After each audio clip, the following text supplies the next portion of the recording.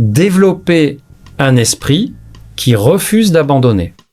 Votre capacité à contrôler vos pensées sera mise à l'épreuve. Pas seulement une fois, mais encore et encore, la vie vous confrontera à des situations qui chercheront à ébranler votre confiance, à affaiblir votre détermination et à vous faire douter de votre objectif. C'est précisément dans ces moments que votre véritable force mentale se révèle. Il est facile de croire en soi lorsque tout va bien, il est facile de rester positif lorsque les résultats arrivent rapidement. Mais que faites-vous lorsque rien ne semble fonctionner? Que faites-vous lorsque vos efforts ne produisent pas encore les résultats espérés? Que faites-vous lorsque les autres commencent à douter de vous? C'est là que la persévérance devient essentielle. La personne qui réussit n'est pas celle qui ne rencontre jamais d'obstacles. C'est celle qui refuse de permettre aux obstacles de contrôler sa manière de penser. Elle comprend que l'échec temporaire n'est pas une défaite définitive. Elle analyse, elle apprend, elle ajuste sa stratégie. Puis elle continue, vous devez apprendre à faire la même chose. Lorsqu'un plan échoue, ne transformez pas cet échec en jugement sur votre propre valeur. Dites-vous simplement, cette méthode n'a pas fonctionné, je vais en essayer une autre. Voilà la différence entre une personne qui abandonne et une personne qui finit par réussir. L'une considère l'échec comme une destination, l'autre le considère comme une information. Ne laissez pas la peur diriger votre vie.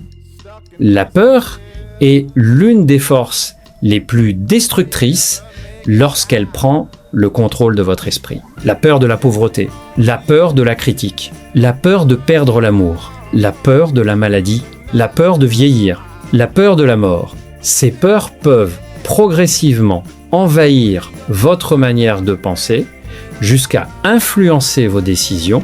Mais comprenez ceci, une peur entretenue pendant suffisamment longtemps peut devenir une prison mentale. Elle peut vous empêcher d'agir. Elle peut vous pousser à refuser des opportunités. Elle peut vous convaincre que vous êtes incapable avant même que vous ayez essayé. Et parfois, ce que vous craignez ne se produit jamais. Pourtant, vous aurez déjà payé le prix de cette peur en occasion perdue. Vous devez donc apprendre à identifier vos peurs avant qu'elles ne prennent racine. Lorsque la peur apparaît, ne lui donnez pas automatiquement raison. Interrogez-la. Demandez-vous, est-ce un danger réel ou simplement une possibilité que mon imagination est en train d'amplifier? Puis, ramenez votre attention vers votre objectif. La peur prospère dans l'indécision, mais la décision lui retire une grande partie de son pouvoir. Lorsque vous savez ce que vous voulez, lorsque vous avez décidé de poursuivre votre objectif, lorsque votre esprit est concentré sur l'action, vous laissez beaucoup moins de place aux scénarios négatifs qui vous paralysent. Apprenez à prendre des décisions. L'indécision est l'une des grandes causes de faiblesse mentale. Beaucoup de personnes savent ce qu'elles devraient faire, mais elles hésitent. Elles réfléchissent. Elles demandent l'avis de tout le monde. Elles changent constamment d'opinion. Puis, elles finissent par ne rien faire. Pendant ce temps, les opportunités passent. Vous devez apprendre à prendre vos décisions avec davantage de fermeté. Cela ne signifie pas agir sans réfléchir. Cela signifie réfléchir sérieusement, décider, puis avancer. Une personne qui change constamment de direction ne peut pas concentrer suffisamment son énergie pour obtenir des résultats importants. Vous ne pouvez pas construire une grande réussite si vous remettez votre objectif en question chaque matin. Décidez de ce que vous voulez, établissez votre plan. Puis, donnez-lui suffisamment de temps pour produire des résultats. Vous pourrez ajuster votre méthode. Vous pourrez améliorer votre stratégie. Mais ne changez pas constamment votre destination simplement parce que le voyage devient difficile. La persévérance transforme une décision en résultat. Votre environnement peut renforcer ou affaiblir votre esprit. Vous devez également comprendre que les personnes qui vous entourent exercent une influence sur votre manière de penser. Si vous passez constamment votre temps avec des personnes qui se plaignent, qui critiquent tout, qui ne croient en rien, qui voit un problème derrière chaque opportunité, il deviendra beaucoup plus difficile de protéger votre propre état d'esprit. Cela ne signifie pas que vous devez mépriser ces personnes, mais vous devez apprendre à protéger votre esprit. Toutes les opinions ne méritent pas d'y entrer. Toutes les critiques ne méritent pas votre attention. Tous les conseils ne méritent pas d'être suivis. Demandez-vous toujours, cette personne possède-t-elle les résultats, l'expérience ou la sagesse qui justifient que je suive son conseil? Soyez particulièrement prudent lorsque vous partagez vos ambitions. Certaines personnes tenteront de réduire vos rêves à la taille de leurs propres limitations. Elles vous diront « c'est impossible, c'est trop risqué, tu rêves trop grand ». Mais parfois, ce qu'elles décrivent comme impossible signifie simplement « moi je ne pense pas pouvoir le faire ». Ne transformez jamais les limites des autres en limites personnelles. Entourez-vous d'esprits qui vous élèvent. Il existe une immense puissance lorsque plusieurs personnes déterminées travaillent ensemble dans un esprit d'harmonie vers un objectif commun. Une personne peut posséder des connaissances que vous n'avez pas. Une autre peut avoir une expérience différente. Une autre encore peut voir une solution que vous n'auriez jamais imaginée seule. Lorsque ces forces sont réunies intelligemment, les possibilités deviennent beaucoup plus grandes. Vous n'avez pas besoin de tout savoir. Vous n'avez pas besoin de tout faire seul. Vous devez simplement apprendre à vous entourer intelligemment. Cherchez des personnes qui vous poussent à réfléchir plus grand. Des personnes qui vous obligent à élever vos standards. Des personnes qui ne nourrissent pas vos excuses, mais qui vous rappellent votre potentiel. L'environnement mental que vous créez autour de vous peut accélérer ou ralentir votre progression. Choisissez-le avec soin. La persévérance transforme le désir en réalité.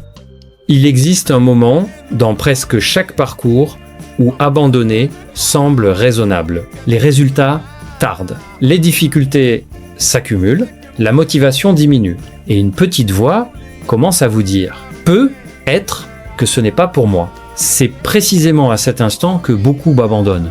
Et c'est également à cet instant que ceux qui réussissent continuent. La persévérance n'est pas simplement le fait de travailler dur. C'est la capacité à maintenir votre décision suffisamment longtemps pour traverser la période où les résultats sont encore invisibles. Une graine ne devient pas un arbre le lendemain du jour où vous l'avez planté. Vous devez l'arroser alors même que vous ne voyez encore rien. Il en va de même pour vos objectifs. Vous devez parfois continuer à travailler alors que personne ne vous applaudit.